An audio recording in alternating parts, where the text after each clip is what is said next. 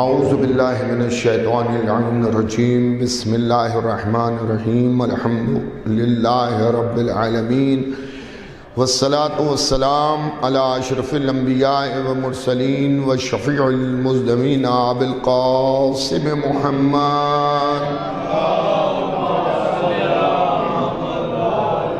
وآل بیتہ الطیبین الطاہرین المعصومین المظلومین من یومنا ھذا الی قیام یوم الدین اما بعد فقط قال رسول اللہ صلی اللہ علیہ وآلہ وسلم حسین منی وانا من الحسین صلوات بھیجئے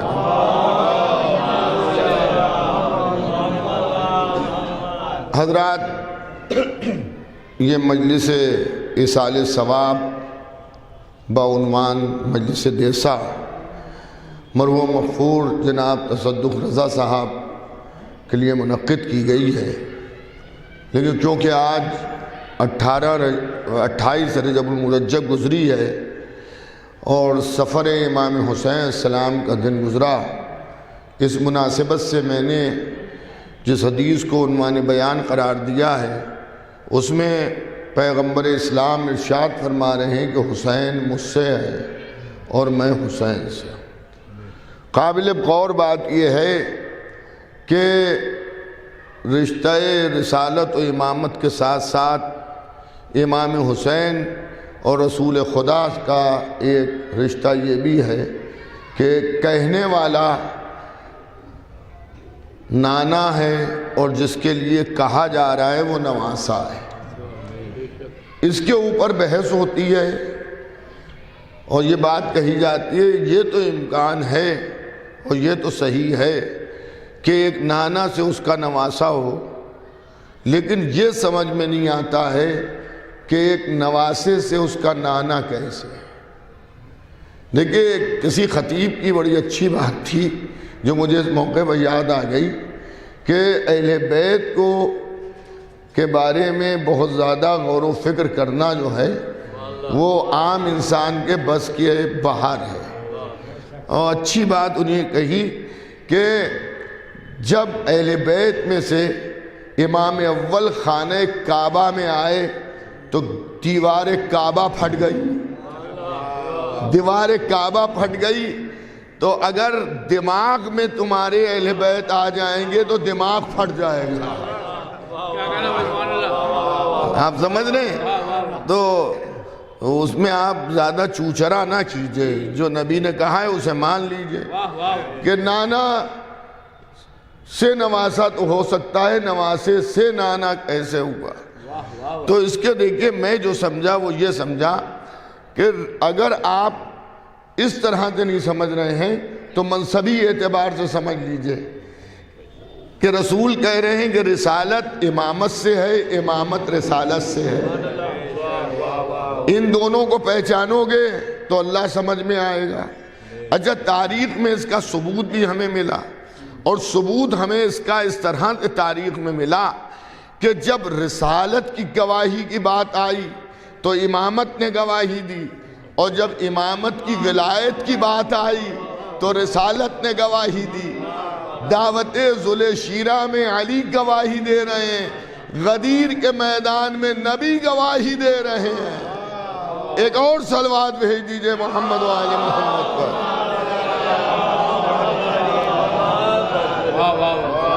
اور ایک زاویہ علماء اور بیان کرتے ہیں کہ سن 61 ہجری کے محرم سے پہلے تک نانا سے نواسا ہے، اور سن 61 ہجری کے عاشورے کے بعد سے لے کر صبح قیامت تک نواسے سے نانا ہے، کیونکہ حسین ابن علی کی قربانی نے اسلام بچایا تو رسول اسلام بھی بچے، کلمہ بھی بچا، قرآن بھی بچا، کعبہ بھی بچا، پورا دین بچا، پوری شریعت بچی، پورا اسلام بچا۔ عزیزان گرامی، اس وقت میں آپ کی خدمت پہ ایک بات عرض کرنا چاہتا ہوں۔ ماشاءاللہ یہاں نوجوان بیٹھے ہوئے ہیں، بزرگ بھی ہیں، وہ تائید کریں گے اس بات کی، اور یوٹیوب چینل کے اوپر مجلس جو ہے وہ جا بھی رہی ہے، لوگ اپنے گھروں میں بیٹھ کے بھی ابھی سن رہے ہیں یا کبھی سنیں گے۔ تو میں ایک بات بتاؤں آپ کی خدمت میں کہ کربلا کا پس منظر کیا ہے۔ کربلا کا اتنا بڑا واقعہ کیوں ہوا اور امام حسین السلام کو سن 60 ہجری رجب کی 28 تاریخ کو مدینہ کیوں چھوڑنا پڑا، اس کو بھی ہمیں سمجھنا چاہیے، اس کا کیا سبب تھا۔ لوگ اپنے اپنے انداز سے سمجھاتے ہیں، لیکن میں جو سمجھتا ہوں وہ یہ کہ امام حسین نے جو مدینہ چھوڑا اور جو کربلا کا سفر وایا مکہ انجام دیا، مکے میں بھی امام حسین نے قیام کیا، مدینے سے مکے گئے، مکے میں جا کر امام حسین السلام نے کئی مہینے قیام کیا، پھر ذی الحجہ میں مکے سے پھر روانہ ہوئے۔ جب حاجی مکے میں جمع ہو رہے تھے اور ان حاجیوں میں یزیدی غلام بھی کچھ تھے جنہی نے یزید کے دربار میں غلامی کی تھی، اور وہ اس نیت سے آئے تھے مکے کہ حالت احرام میں جب حسین طواف خانہ خدا کر رہے ہوں گے تو خنجر مار کے ان کو قتل کر دیا جائے گا۔ اور امام حسین نے مکے سے چلتے وقت اس بات کی وضاحت بھی کی کہ میں اسے مناسب نہیں سمجھتا ہوں کہ میں مکے جیسی مقدس سرزمین پر میرا خون ناحق بہے، مکے سے ایک بالغ بھی میں باہر قتل کر دیا جاؤں، میں اسے مناسب سمجھتا ہوں، اور میں کسی سے ڈر کے نہیں نکل رہا ہوں اور کسی کا خوف مجھے نہیں ہے، بس کعبے کی حرمت ہے۔ تو یہ سب واقعہ شروعات سے ہمیں غور کرنا چاہیے۔ اب وہ مسائل میں چیزیں پڑھی جاتی ہیں جس پہ ہم غور نہیں کرتے ہیں۔ دیکھیے، جب دربار ولید میں امام حسین کو بلایا گیا ہے تو امام حسین 26 رجب کو نماز مغربین کے بعد سپاہی آئے، اور آنے کے بعد انہوں نے کہا کہ آپ کو مدینے کا جو گورنر تھا ولید، وہ آپ کو بلا رہا ہے، کچھ اہم گفتگو کرنا ہے۔ چلتے چلتے امام حسین یہ سمجھ چکے تھے کہ کیوں بلایا جا رہا ہے۔ دیکھیں، امام کے سب علم تھا، لیکن امام اپنے ہر علم غیب کو ظاہر نہیں کرتے ہیں، جہاں پر مصلحت ہوتی ہے وہاں پہ ظاہر کرتے ہیں۔ یہ شک ظاہر کیا امام نے کہ شاید یزید کا باپ معاویہ اس دنیا سے چلا گیا اور اب یزید کی بیعت کا معاملہ ہے۔ امام حسین گئے، ولید سے جو گفتگو ہوئی اس میں کسی اور مسئلے پر گفتگو نہیں ہوئی، گفتگو ہوئی پہلے اس نے خبر دی، پھر یزید خلیفہ ہوا ہے، خلیفۃ المسلمین۔ اب ذرا آپ سوچئے، یزید جیسا پلید، نجاست کا پتلا، گناہوں کا انبار، جس کے نزدیک گناہ کرنا کوئی بات ہی نہیں تھی، وہ مسلمانوں کا حاکم ہوا ہے، تو مسلمانوں کو سبھی کو اس پر احتجاج کرنا چاہیے تھا کہ ہمیں ایسا حاکم منظور نہیں ہے، لیکن سب نیند کی دوائیں کھائے ہوئے جیسے بے خبر پڑے ہوئے ہیں۔ اور نواز رسول سے جب یہ کہا گیا کہ بیعت کیجئے، اب ذرا غور کیجئے گا، دیکھیے آج دن میں بھی میں نے ایک مجلس پڑھی تھی، ایک لفظ بھی اس کا ریپیٹ نہیں ہوگا انشاءاللہ، لیکن جو بات میں نے کہی تھی کہ میری تقریر سے کوئی یہ نہ سوچے کہ میں توہین نماز کر رہا ہوں یا روزے کی توہین کر رہا ہوں۔ فروحات میں اگر میں کسی عمل کی توہین کا تصور بھی کروں تو پروردگار اس تصور سے پہلے مجھے موت دے دے، تصور بھی نہیں۔ ظاہر ہے امام حسین نے دین کی عظمت بیان کی ہے، امام حسین نے دین بچایا ہے، تو میں کسی چیز کی نماز روزے کی توہین کروں یا یہ سامعین نماز روزے کی توہین کا اصرار کریں اور خوش ہوں، یہ مناسب میں اسے نہیں جانتا ہوں۔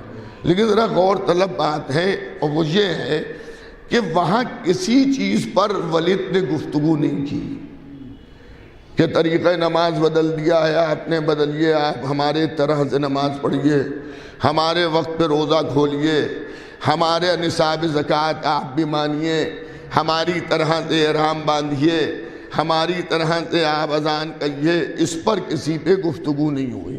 اس نے کہا آپ بیعت کر لیجئے، یزید کے ہاتھوں پر بیعت کر لیجئے۔ جب مسئلہ بیعت کی بات آئی تو حسین ابن علی نے جواباً یہ کہا کہ اتنا اہم مسئلہ ہے، رات کے اندھیرے میں اس پر گفتگو مناسب نہیں ہے کہ رات کے اندھیرے میں اس کے اوپر گفتگو کی جائے، کل دن کے اجالے میں بات کریں گے۔ ولید اس پہ راضی ہوا، وہ راضی ہوا، اور امام حسین اپنی جگہ سے کھڑے ہوئے تو وہاں مروان بیٹھا ہوا تھا۔ یہ بدترین قسم کا دشمن اہل بیت تھا۔ بات آ گئی ہے تو اس کے ذیل میں چند باتیں آپ کی خدمت میں عرض کر دوں۔ رسول کے زمانے میں، بزم رسول میں اس نے کچھ ایسی گستاخی کی تھی کہ جس کی وجہ سے نبی کریم رحمت للعالمین نے اسے مدینے سے باہر نکال دیا تھا۔ اس کو مدینے سے باہر نکال دیا گیا تھا، اور حیات پیغمبر اسلام تک یہ مدینے میں اس کا داخلہ ممنوع تھا۔ بات وفات نبی، جو دنیا کی بنائی ہوئی 2 خلافتیں تھیں، ان دونوں خلافتوں میں بھی اس کے اوپر بین رہا اور یہ مدینے میں نہیں آیا، اس کو نہیں آنے دیا گیا۔ جبکہ دوسری خلافت نے بہت سی نئی نئی چیزیں کی اور خود دعویٰ کیا کہ رسول کے زمانے میں نہیں تھا مگر میں اسے کر رہا ہوں، لیکن اس نے بھی مروان کو مدینے میں آنے کی اجازت نہیں دی۔ تیسری خلافت جب آئی ہے دنیا کی بنائی ہوئی تو ان کی رشتہ داری مروان سے تھی، تو وہ قول نبی کو بھول کر انہوں نے مروان کو مدینے میں بلایا، دربار میں بٹھالا اور بیت المال میں سے بہت کچھ اسے دیا۔ اور بعض روایتوں میں یہ ہے کہ جو علاقہ فدق کی آمدنی تھی وہ بھی مروان کو دے دی۔ اسی بنا پر لوگوں کو خطرہ لاحق ہوا اور تیسرا دنیا کا بنایا ہوا خلیفہ، اس کا قتل مسلمانوں نے کر دیا۔ اہل بیت کی محبت میں قتل نہیں ہوا ہے، وہ بیت المال سے مال جو غریب مسلمانوں کو نہیں مل رہا تھا اور سب بنی امیہ میں جا رہا تھا اور مروان کو بہت زیادہ دیا جا رہا تھا، اس سے مدینے کے مسلمان ناراض ہوئے اور انہوں نے دنیا کے بنائے ہوئے تیسرے خلیفہ کو قتل کر دیا۔ خالی قتل نہیں کیا بلکہ ان کے جنازے کو اٹھنے بھی نہیں دیا۔ دیکھیں کچھ چیزیں ہوتی ہیں جو عام مجلسوں میں نہیں پڑھی جاتی ہیں، لیکن تاریخ کی مناسبت سے میں آپ کی خدمت میں عرض کر رہا ہوں۔ مروان آل محمد کا بدترین دشمن، نبی کریم کا بدترین دشمن، نبی نے اسے آج کل کی زبان میں کہا جائے تڑی پار کر دیا ہے، اس کی نو انٹری یہ آیا۔ اس نے ایک کام اور بھی کیا کہ نواسہ رسول امام حسن مجتبیٰ کا جنازہ، امام حسن کے لیے ایک بلند تر صلوات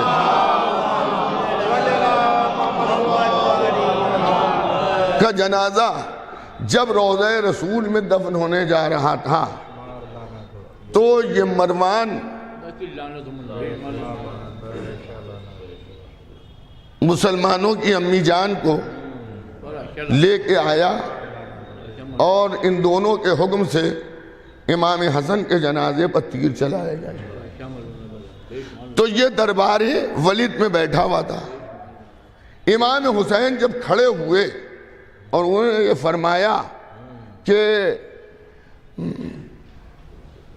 کل بات ہوگی، اور ولید راضی ہوا، تو مروان اپنی جگہ سے کھڑا ہوا، اور کھڑے ہونے کے بعد اس نے کہا ولید اگر آج حسین سے بیعت نہ دی اور حسین چلے گئے تو خون کے دریا میں پیرنا پڑے گا، اور تب بھی حسین تک پہنچنے میں دشواری ہوگی۔ تو وہاں پر امام حسین نے ڈانٹ کے کہا او زن زانیہ کے بدکار عورت کے لڑکے، تو مجھے موت سے ڈرا رہا ہے۔ اور پھر وہیں پر حسین نے فیصلہ بھی سنا دیا کہ میں علی کا بیٹا ہوں۔ دیکھیے بات تھی بیعت کی، حسین کہہ رہے میں علی کا بیٹا ہوں، مطلب یہ تھا کہ نہ میرے باپ نے کسی کی بیعت کی ہے نہ میں کسی کی بیعت کروں گا۔ ایک اور صلوات بھیج دیجئے محمد۔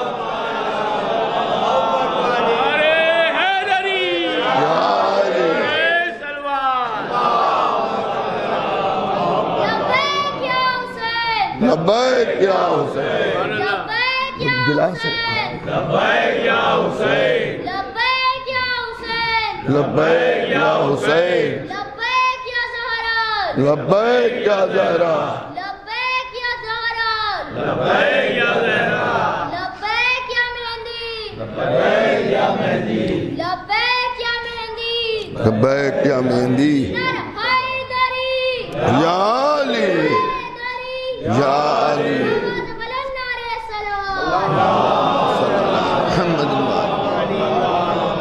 اللہ تمہیں سلامت رکھے، تمہیں ماں باپ کا سایہ تمہیں سر پہ باقی رکھے، اور دینی دنیاوی دونوں ترقیاں تمہیں اللہ عنایت فرمائے۔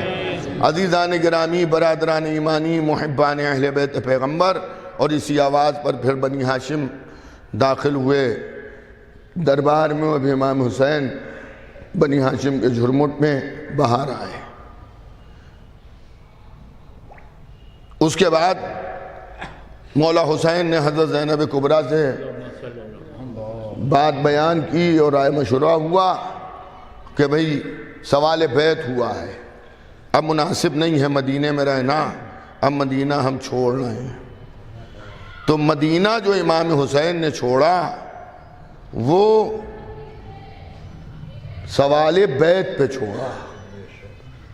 آپ اس چیز کو ایام ازاں ذہنی طور پر محرم انسان کے ذہن میں آنے لگتا ہے کہ حسین ابن علی کا سفر شروع ہو گیا، اب 6 مہینے میں محرم آ جائے گا۔ تو اس چیز کو آپ ذہن میں رکھیے کہ مدینہ جو چھوڑا ہے وہ سوال بیعت پہ چھوڑا ہے۔ حسین نے بیعت سے انکار کیا تھا۔ اگر امام حسین بیعت کر لیتے تو نہ مدینہ چھوڑنا پڑتا، نہ کربلا میں پیاسا رہنا پڑتا، نہ بچوں کی میتیں اٹھانا پڑتی، کچھ بھی نہ ہوتا۔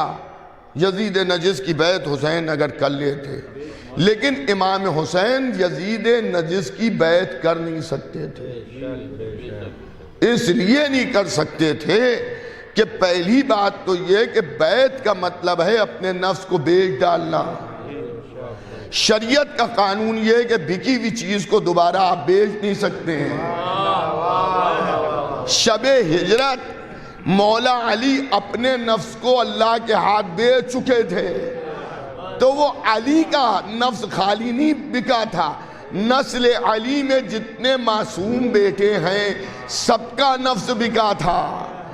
تو اب یہ اہل بیت پیغمبر سے امکان نہیں ہے کہ جس چیز کو اللہ کے ہاتھ بیچ دیا اسے کسی دوسرے کے ہاتھ بیچے۔ دوسری بات یہ ہے کہ امام حسین کو تمام انبیاء کی وراثت ملی تھی۔ اگر حسین بیعت کر لیتے تو گویا آدم نے ابلیس کے ہاتھوں پر بیعت کر لی، نوح نے قوم جفاکار کے ہاتھوں پر بیعت کر لی، موسیٰ نے فرعون کے ہاتھ پر بیعت کر لی، حضرت ابراہیم نے نمرود کے ہاتھ پر بیعت کر لی، رسول خدا نے باطل طاقتوں کے ہاتھوں پر بیعت کر لی، تو امام حسین نے بیعت نہیں کی۔ تو جھگڑا جو ہے کربلا کا جو واقعہ ہے اس کی شروعات بیعت کے انکار سے ہوئی ہے، سمجھے آپ؟ شروعات جو ہے وہ بیعت کے انکار سے ہوئی ہے۔ پھر آخری وقت میں امام حسین نے یہ بھی کہہ دیا، جب عمر سعد سے پوچھا مجھ سے لڑنے کیوں آئے ہو، سبب پوچھا، کیا میں نے حلال کو حرام، حرام کو حلال شریعت میں تغیر کر دیا؟ تو عمر سعد یہ کہتا ہے کہ آپ نے کچھ نہیں کیا، شریعت کو اسی طرح سے آپ نے باقی رکھا ہے جیسے رسول کی شریعت تھی۔ کہ جب میں نے شریعت میں کوئی تغیر نہیں کیا ہے تو مجھ سے لڑ کیوں رہے ہو؟ تو اس نے جواب میں یہ کہا کہ آپ کے بابا کی عداوت میں، یہ روز عاشور کی بات ہے اور سب شہید ہو چکے ہیں، اب امام حسین حجت تمام کر رہے ہیں، تھوڑی دیر کے بعد سرکار شہادت بھی شہید ہو جائیں گے۔ تو اس نے کہا آپ کے بابا کی عداوت میں لڑ رہے ہیں۔ ابھی تک امام حسین حملہ آور نہیں ہے، ابھی تک جو گفتگو امام حسین کی تاریخ نے ریکارڈ کی ہے اس میں امام حسین یہ فرما رہے ہیں کہ اب بھی مان جاؤ، مجھے چلا جانے دو، میں کسی جنگل میں چلا جاؤں گا، مجھے ہندوستان چلا جانے دو۔ اور پھر یہ کہتے ہیں کہ یاد رکھو میرے قتل سے پہلے اگر تم توبہ کر لو گے تو اللہ تمہیں معاف بھی کر دے گا، لیکن میرے قتل کے بعد تم جتنی بھی توبہ کرو گے اللہ تمہاری توبہ کو قبول نہیں کرے گا۔ یعنی اس طرح کی باتیں حسین کر رہے ہیں، لیکن جیسے عمر سعد نے یہ کہا کہ ہم آپ کے بابا کی عداوت میں لڑ رہے ہیں، بس اتنا سننا تھا کہ تاریخ کہتی ہے کہ حسین پٹری بنا کر، جیسے ہم تشہد میں بیٹھتے ہیں، گھوڑے کی پشت پر، ذوالجناح کی پشت پر بیٹھے، آستینوں کو الٹا اور دامنوں کو سمیٹا اور سمیٹ کے کہا اگر میرے باپ کی عداوت میں لڑنے آئے ہو تو آؤ۔ تو عرب کا دستور یہ تھا کہ ایک کے مقابل ایک آئے گا۔ دیکھیے چیزیں مجلس میں پڑھی جاتی ہیں مگر وہ وقت ایسا ہوتا ہے، وہ اس انداز سے پڑھی جاتی ہیں کہ ان سب چیزوں کی طرف توجہ نہیں رہتی ہے، مصائب میں پڑھی جاتی ہیں۔ تو امام حسین نے کہ مقابل ایک کے مقابل ایک آیا، حسین کی تلوار سب کو چاٹتی رہی، پھر دو آئے، دو مرتے قتل ہوتے رہے، پھر 10 آئے، پھر 100 آئے، اور پھر عمر سعد نے یہ کہا کہ علی کا فرزند ہے، پورا لشکر مل کے حملہ کر دے۔ اب ذرا غور کیجئے کہ مل کے پورے لشکر نے حملہ کیا، لیکن امام حسین نے پورے لشکر کو کوفے کی دیواروں سے ٹکرا دیا۔ ارے حیدری، ارے سلوان۔ دیکھیں ایک ہندو مقرر نے اپنی تقریر میں یہ بات کہی کہ حسین کا جیسا بہادر ہم نے نہیں دیکھا اور علی کا جیسا صابر نہیں دیکھا۔ لوگ سمجھے غلط بول گیا، اس کو کہنا چاہیے تھا کہ علی کا جیسا بہادر اور حسین کا جیسا صابر۔ وہ سمجھ گیا، مقرر تھا، مضبوط تھا، وہ سمجھ گیا کہ مجمع جو ہے سمجھ رہا ہے کہ میں غلط بول رہا ہوں۔ اس نے کئی بار ریپیٹ کیا اور پھر یہ کہا کہ جو میں کہہ رہا ہوں وہ صحیح ہے، اور میں نے دعویٰ کیا تو میرے پاس دلیل بھی ہے۔ کہ دلیل یہ ہے حسین کا جیسا بہادر دنیا میں کوئی نہیں، میتیں اٹھانے کے بعد ایسی تلوار چلائی کہ علمان علمان کی صدائیں آنے لگیں. تو جس ماحول میں امام حسین نے تلوار چلائی ہے اس میں ہر ایک کے بس میں چلانے کی تلوار امکان نہیں ہے. اور میں نے کہا علی کا جیسا صابر جو بڑی بڑی جنگیں لڑ چکا ہو، خیبر کے ترک کو 2 انگلیوں سے وائے کر چکا ہو، لیکن وہ اپنے گلے میں رسی بندھوا رہا ہے، اس سے بڑا صابر کون ہوگا کہ طاقت رکھنے کے باوجود اللہ کی مرضی کے مطابق انہوں نے عمل انجام دیا. تو امام حسین نے پھر جنگ کی. علمان علمان کی صدائیں آئیں، حاطف غیبی کی آواز آئی، لوگ عباس و علی اکبر کا واسطہ دینے لگے تو تلوار کو حسین نے روکا اور نشیب میں آ کے سر جھکا کے کھڑے ہو گئے. اور پھر جو آپ مسائل میں سنتے ہیں ابھی سنیے گا تھوڑی دیر بعد. تو اب آپ بتائیے کہ کربلا کی جنگ کا مقصد کیا ہے؟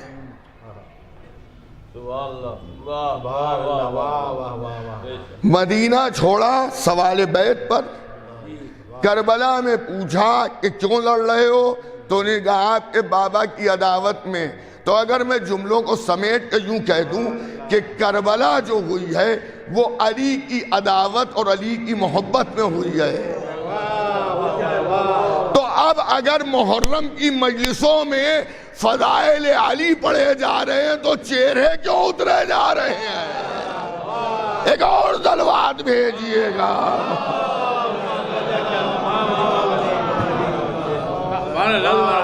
چہرے کیوں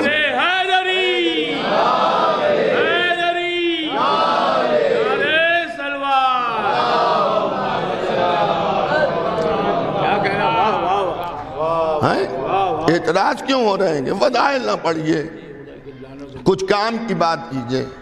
دیکھیں یہ سب جملے توہین آمیز ہیں. ہم بھی آپ کے ساتھ ہیں، قوم کو حرام حلال سب معلوم ہونا چاہیے ہے. لیکن دیکھیے چند باتیں ہیں بہت معذرت کے ساتھ. میں کسی کی دل آزاری یا دل دکھانے کے لیے نہیں آیا. آپ سب ہمارے ہیں اور ہم آپ کے ہیں. بہت سی چیزیں آپ میں سے سب کو معلوم ہے مگر آپ نہیں کرتے اس کام. کس کو نہیں معلوم ہے کہ داڑھی مڈانا صحیح نہیں ہے؟ کس کو نہیں معلوم ہے؟ جو داڑھی رکھے اسے بھی معلوم ہے داڑھی مڈانا نہیں صحیح، اور جو مڈائے ہوئے ہے اسے بھی معلوم ہے کہ داڑھی مڈانا نہیں صحیح ہے. نہیں ہے. کس کو نہیں معلوم ہے کہ نماز پڑھنا واجب ہے؟ نہیں پڑھ رہے ہیں تو ہم گناہ کر رہے ہیں. معلوم ہے، سب کو معلوم ہے. اسی طرح سے روزہ، اسی طرح سے زکوٰۃ، اسی طرح سے ادائیگی خمس، اسی طرح سے حج بیت اللہ، اسی طرح سے یہ بھی معلوم ہے کہ صاحب سود کا پیسہ کھانا یا سود پہ پیسہ چلانا یہ اچھا نہیں ہے. معلوم ہے نہیں معلوم ہے؟ سب کو معلوم ہے. لیکن میں بڑے افسوس کے ساتھ ایک بات عرض کر رہا ہوں کہ اب کچھ کاروبار میں یہ کاروبار بھی زور پکڑے ہوئے ہے. میں بڑے لفظوں کی احتیاط کے ساتھ عرض کر رہا ہوں کہ سود پہ پیسہ لوگ چلا رہے ہیں. دیکھیے سود کا پیسہ جو ہے حرام ہے. یہاں تک ہے روایت میں کہ اگر سود کے کسی ایگریمنٹ کو کوئی لکھے تو اس کا لکھنا حرام ہے. مطلب معاملہ طے ہوا سود کا کہ 10,000 دو اتنے تمہیں دینا پڑیں گے، مطلب اضافی پیسے ہوں اس پہ. جو مجھے زیادہ اس کے بارے میں نہیں علم ہے کہ کس طرح کا ہے. بچپنے میں اسکول میں پڑھا تھا چکربتی بیاج، بیاج پہ بیاج ہے. یہ سب تو اس طرح کا سود جو ہے اس کو صحیح نہیں ہے، اس کی آمدنی نہیں ہے. اور میں یہ عرض کروں، میں اپنی مثال دے رہا ہوں کہ میں نے خدا نہ کرے خدا نہ کرے خدا نہ کرے مگر میں کسی اور کے لیے کہوں گا تو مناسب نہیں ہے. میں اپنے لیے کہہ دے رہا ہوں میں نے یہی کاروبار کر لیا اور اللہ نے مجھے بہت دے دیا. مطلب یہی تو کہا جاتا ہے کالی پیلی نیلی دولت جو بھی ہے ھذا من فضل ربی. لیکن یہ میری اپنی حرکت ہے، میں نے جمع کر لیا اور میں نے اس پیسے کو جو حرام عمل سے میں نے جمع کیا تھا، اب دیکھیے تھوڑی کڑوی باتیں ہیں مگر سن لیجئے کام آئیں گی، جو پیسہ حرام طریقے سے ہم نے حاصل کیا تھا، چاہے وہ سود کا پیسہ ہو، چاہے کسی کو دھوکہ دے کے پیسہ کیا ہو، چاہے کسی کی زمین غصب کر کے اسے بیچ کے پیسہ حاصل کیا ہو، اس کے بعد ہم نے بڑی سی محفل کی، بڑی سی مجلس کی یا نظر و نیاز کی، تو میں یہ سب کچھ نہیں کہوں گا کہ نہ کیجئے، وہ بس ایک واقعہ سن لیجئے تاکہ ہم سب ہوشیار ہو جائیں۔ یہ سب ہم کس کے لیے کرتے ہیں؟ یہ اہل بیت کے لیے کرتے ہیں نا، تو اہل بیت اسی پیسے کو قبول کرتے ہیں کہ جو حلال کا ہوتا ہے۔ میں اس کے اوپر کوئی یہ نہیں کہہ رہا ہوں کہ آپ نہ کیجئے، وہ کیجئے، بھائی وہ آپ جانیے، اہل بیت جانیے، مگر جب امام حسن عسکری علیہ السلام کی بارگاہ امام کی بارگاہ میں ایک شیعہ آیا، اس نے کہا مولا آپ اپنی خبر شہادت دے رہے ہیں، یہ تو بتائیے کہ آپ کے بعد ہمارا امام کون ہوگا؟ تو امام نے گھر کے دروازے کی طرف اشارہ کیا، جو پہلا شخص یہاں سے برآمد ہوگا وہ تیرا امام ہوگا، میرا نائب ہوگا، وہ آخری امام تیرا ہوگا۔ اب یہ بار بار ادھر ہی متوجہ ہو رہا ہے، اتنی دیر میں دروازہ کھلا، ایک 3-4 سال کا کمسن شہزادہ باہر آیا، تو ان کو بڑے حیرت ہوئی، مبہوت ہوئے کہ اتنے کمسن میرے امام ہوں گے۔ شاید ان کو اس کا علم نہ ہو کہ گہوارے میں جب عیسیٰ نبی ہو سکتے ہیں، تو مگر امام تو دل کے شکوک کو بھی جانتے ہیں۔ 11ویں امام سمجھ گئے، وہ آ کے اپنے بابا کے زانوں پر بیٹھ گئے۔ اتنی دیر میں کچھ اور شیعہ آئے، وہ کچھ تحفے لائے، انہوں نے کہا مولا ہم اپنی آبادی سے آ رہے ہیں، جب چل رہے تھے آپ کے چاہنے والوں نے تحفے بھیجے تھے، یہ قبول کیجئے۔ امام نے آخری امام سے 11ویں امام نے کہا بیٹا ان تحفوں کو دیکھو کون سے قابل قبول ہے اور کون سے قابل قبول نہیں ہے۔ تو امام نے آخری امام نے ایک ایک تحفے کی تفصیل بیان کی، فلاں ابن فلاں نے فلاں جگہ سے یہ تحفہ بھیجا ہے، بابا یہ قبول کے لائق ہے، یہ قبول کے لائق ہے، یہ قبول کے لائق ہے۔ اور اس کے بعد امام نے ایک تحفے کی طرف دیکھا کہ بابا یہ قبول کے لائق نہیں ہے، اسے قبول نہ کیجئے۔ تو امام نے کہا بیٹا اسے کیوں نہ قبول کرے؟ کہ اس لیے اسے قبول نہ کیجئے کہ یہ ایک ایسے شخص کا مال ہے جس نے خیانت کی ہے۔ کیا خیانت کی ہے؟ یہ ایک زمین کا مالک تھا، اس نے وہ زمین بٹائی پہ دی، طے یہ ہوا اناج آدھا آدھا ہوگا جو فصل تیار ہوگی، لیکن جب اس نے تقسیم کی تو جو تولا ناپا اس میں اپنا حصہ زیادہ لے لیا اور جو بٹائی پہ کر رہا تھا کام اس کو کم دیا۔ امام نے وہ تحفہ واپس کر دیا۔ تو اس سے ہم سب کو یہ سمجھنا چاہیے ہے کہ اگر کسی کا مارا ہوا پیسہ یا حرام پیسہ ہے اور اس سے ہم امام کی بارگاہ میں کچھ پیش کر رہے ہیں تو امام اسے قبول نہیں کریں گے۔ شریعت بھی ایک بات کہہ رہی ہے، سنیے گا بہت غور سے۔ اگر آپ کو یہ معلوم ہو جائے کہ جو کچھ ہمارے یہاں ہے وہ حرام کا پیسہ ہے،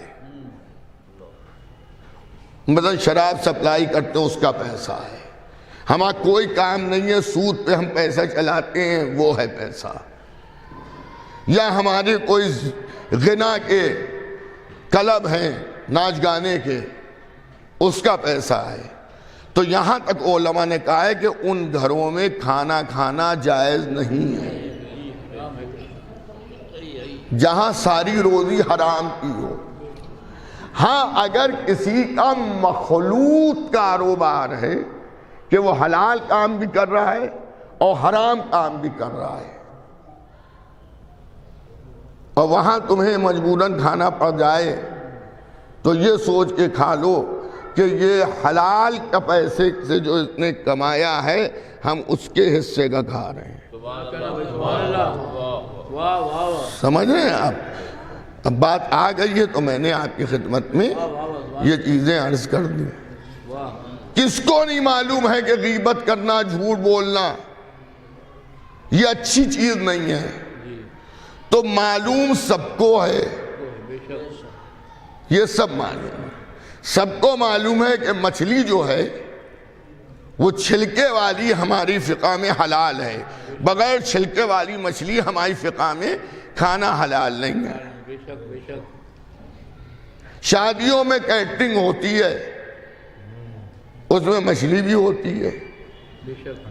آپ نے کتنوں سے یہ کہا کیٹر سے کہ دیکھو چھلکے والی مچھلی لانا، بغیر چھلکے والی نہ ہو. اب اس پہ آپ خود سوچئے کتنوں سے کہا آپ نے کہ چھلکے والی مچھلی ہو. اور دیکھیں ہم بھی اسی لکھنؤ میں رہتے ہیں اور ہم بھی دن بھر مومنین کی خوشیوں میں بھی شریک ہوتے ہیں، غم میں بھی شریک ہوتے ہیں. تو کہاں کیا ہو رہا ہے اس کا علم ہوتا ہے.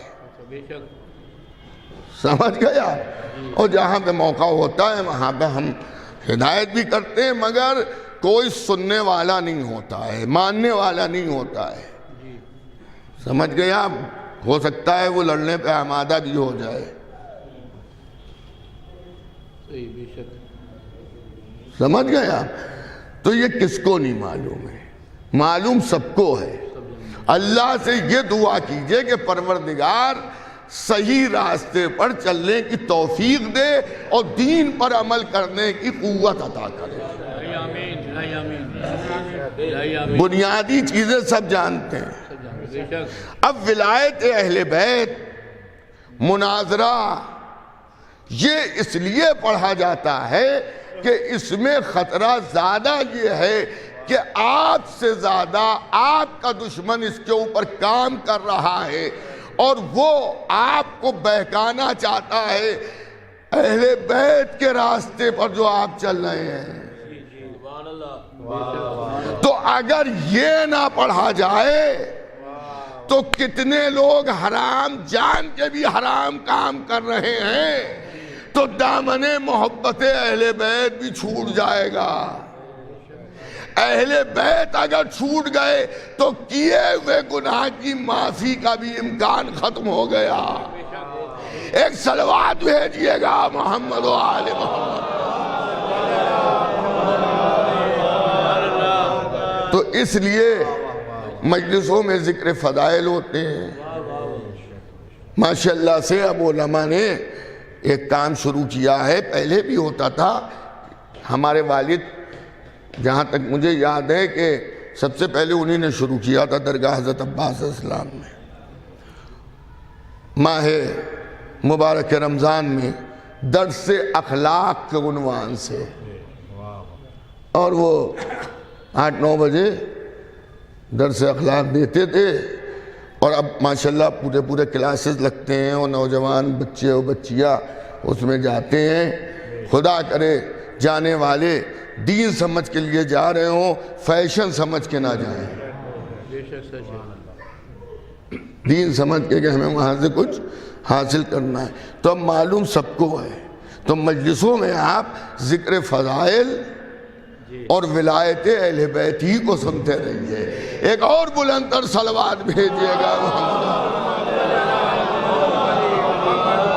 تو عزیزان گرامی، کربلا کا پس منظر یہ ہے کہ وہاں جس بات پر جھگڑا ہوا ہے اور قتل ہوئے ہیں وہ ہوئی ہے جھگڑا ولایت امیر المومنین کے لیے. 3 لاکھ سے زیادہ کا لشکر جو کھڑا تھا وہ غدیر کا مخالف تھا، اور جو 72 حسین کے ساتھ تھے وہ غدیر کی حمایت میں تھے. وہ غدیر کی حمایت میں تھے. اور یہ بھی ایک کربلا کا معجزہ ہے کہ جو بی بی زینب اپنے باپ سے بھی کلام کرنے میں شرم محسوس کرتی تھیں، ادب دائرہ ادب کو لحاظ میں رکھتے ہوئے ملحوظ رکھتی تھی، اور بہت کم باپ سے گفتگو کرتی تھیں۔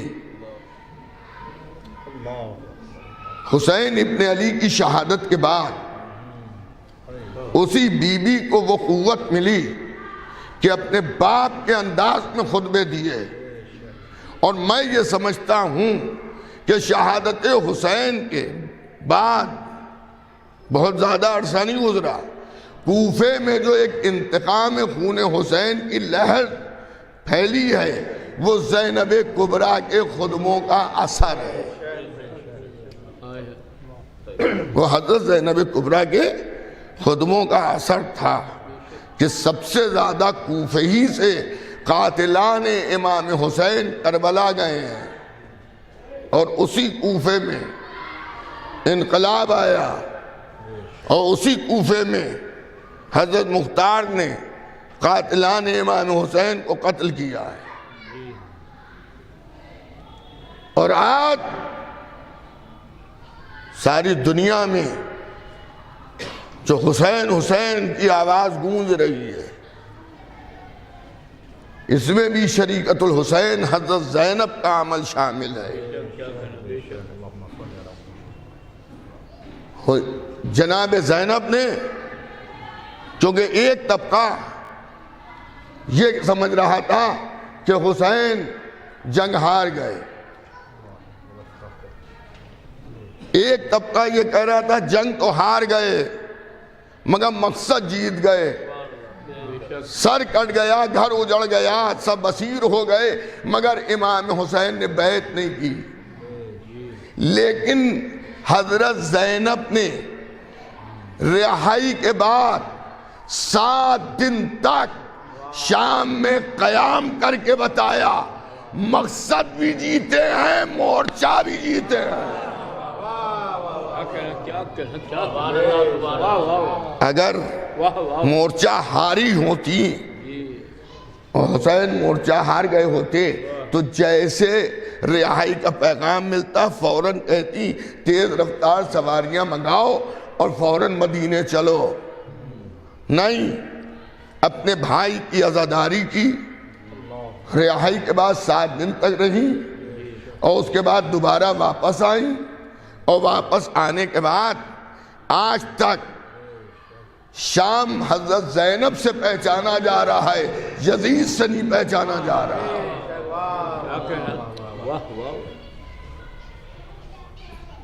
آپ ایئرپورٹ پہ اتریے اور پھر صرف اتنا کہہ دیے زینبیہ جانا ہے، آدمی آپ کو حرم مطہر جناب زینب کے باہر کھڑا کر دے گا ڈرائیور۔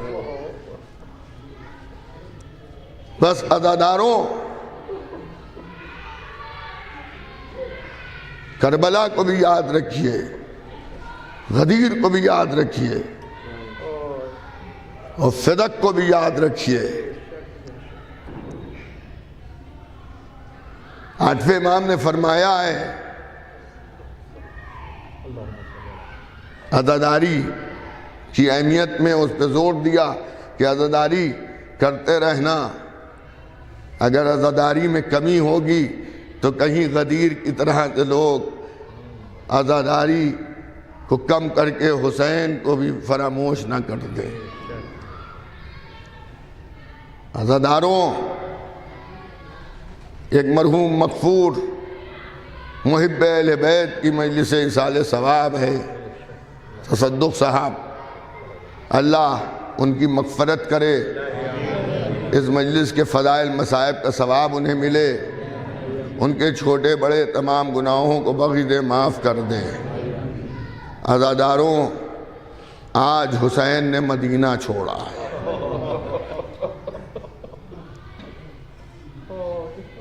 میں 14 سال کی عمر سے سفر کر رہا ہوں، میری زندگی کا اکیلا سفر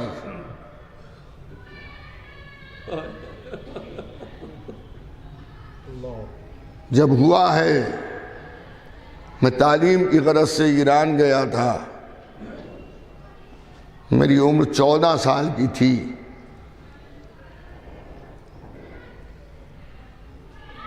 تو برابر کوئی بھی تاریخ آتی تھی وطن یاد آتا تھا، تو میں ایک عرصہ دراز سے سفر کر رہا ہوں. میں تقریباً 35-36 سال ہو گئے ہوں گے کہ میں نے 10 دن کا محرم لکھنؤ کا نہیں کیا ہے. لیکن میں منبر پہ بیٹھا کہہ رہا ہوں جب 10 دن آتے ہیں تو آج بھی مجھے لکھنؤ یاد آتا ہے، گھر کی عزاداری یاد آتی ہے، عورتوں کا جو گھروں میں ماتم ہوتا ہے وہ یاد آتا ہے، جو گھروں میں مہندی سجائی جاتی ہے وہ یاد آتی ہے، آٹھ کو جو پراٹھے پکتے نظر ہوتی ہے وہ یاد آتی ہے، منت جو پہنائی جاتی ہے وہ یاد آتی ہے. جبکہ امام حسین کے صدقے میں بمبئی میں جو لکھنؤ کے مومنین ہیں خدا انہیں سلامت رکھے، ان کو معلوم ہے کہ لکھنؤ میں سب ہوتا ہے، مولانا یہاں ہے، تو کئی جگہ سے منتیں بھی لوگ بھیجتے ہیں. آج کی نظر میں وہ پراٹھے جو یہاں پانی والے پکتے ہیں وہ بھی لوگ بھیجتے بھی ہیں اور اپنے کے نظر میں بلاتے بھی ہیں.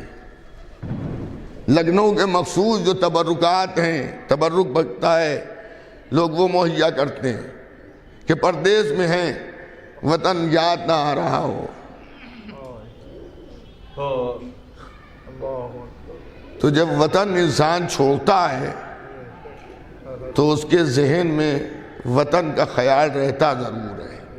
جبکہ کتنے دن کے لیے، 12, 15, 20 دن کے لیے یہ سفر ہے، پھر دوسرے سفر شروع ہوتے ہیں. 40 آتا ہے تب بھی لکھنؤ کا ذہن میں تصور ہوتا ہے. فون کر کے کسی کی خیریت نہیں پوچھتے ہیں.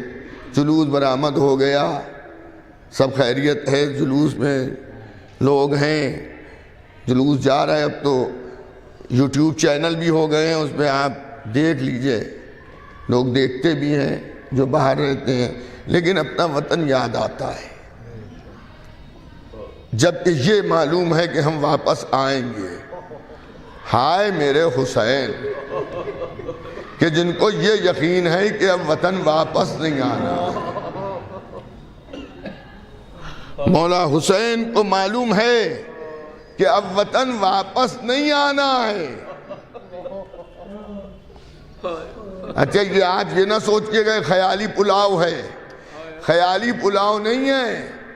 امام حسین کے نانا نے بھی جب مکہ چھوڑا تھا تو مکے کی در و دیوار کو دیکھ کر رو رہے تھے، تو اللہ نے وحی نازل کی، گھبرائیے نہیں، ایک وقت وہ آئے گا کہ آپ مکے میں فاتح کی حیثیت سے آئیں گے.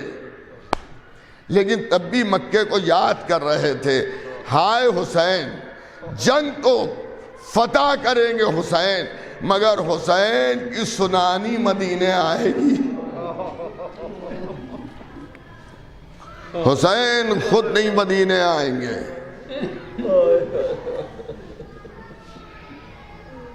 ہو سکتا ہے یہی وقت ہو کہ جب حسین نے مدینہ چھوڑا ہو، کیونکہ ملتا یہ ہے کہ 28 رجب کا دن جب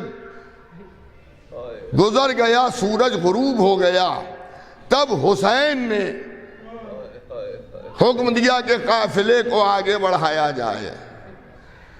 اور جب کبھی گھر والے کہیں جائیں اور گھر میں آپ کو سناٹا لگے تو سر جھکا کے اس بیٹی پر 2 آنسو بہا لیجئے گا کہ جو اپنے بابا سے کہہ رہی ہے، بابا مجھے بھی اپنے ساتھ لے چلو، گھر ڈسے لیتا ہے بابا.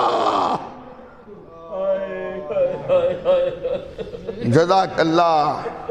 حاصل مجلس یہی بکا بر حسین ہے. اللہ اللہ، لاکھوں سلام ہو حسین پر. جب دربار ولید میں حسین گئے ہیں، بس ختم ہو گئی مجلس. تو زینب نے اکیلے نہیں جانے دیا ہے. حضرت زینب فرماتی ہیں بھیا میں اکیلے نہیں جانے دوں گی، اور حسین کہہ رہے ہیں مجھے اکیلے بلایا ہے. کہا نہیں، بنی ہاشم کے جوان جائیں گے.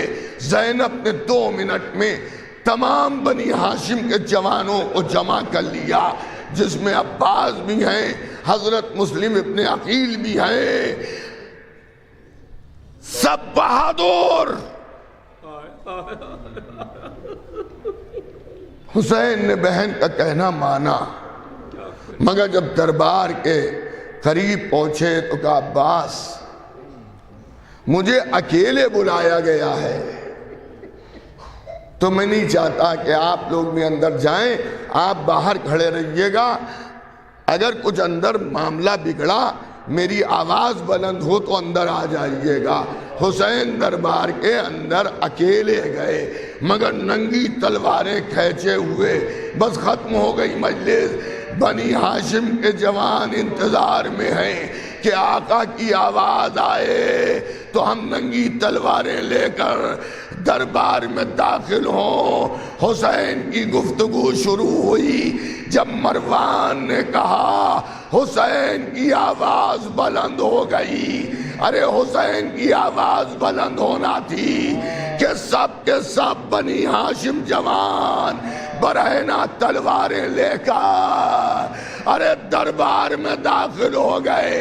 حسین تلواروں کے چھرمٹ میں دربار سے باہر آئے، بیت الشرف تک گئے. ارے میں کہوں گا یا ابا عبداللہ 6 مہینے بعد جب کربلا میں سب مارے گئے ہوں گے، ارے حسین کو کتنا یاد آیا ہوگا. کہاں گئے میرے جوانوں؟ یہی وجہ ہے کہ رخصت آخر کے بعد کربلا میں جب حسین ذوالجناح کے قریب گئے ہیں تو مقتل کو دیکھا اور دیکھ کے کہا کہاں ہو میرے جوانوں؟ اے عباس کہاں ہو؟ اے علی اکبر کہاں ہو؟ زینب نے بھائی کو سوار تو کر دیا، لیکن دونوں موقعوں کو ذرا غور کیجئے. وہاں حسین حمایتی تلواروں کے درمیان میں تھے، لیکن ہائے کربلا، کوئی نیزہ مار رہا ہے، کوئی تلوار لگا رہا ہے، کوئی تیر پھینک رہا ہے. ارے جس کے پاس کچھ نہیں ہے فاطمہ کے لال پر پتھر مار رہا ہے.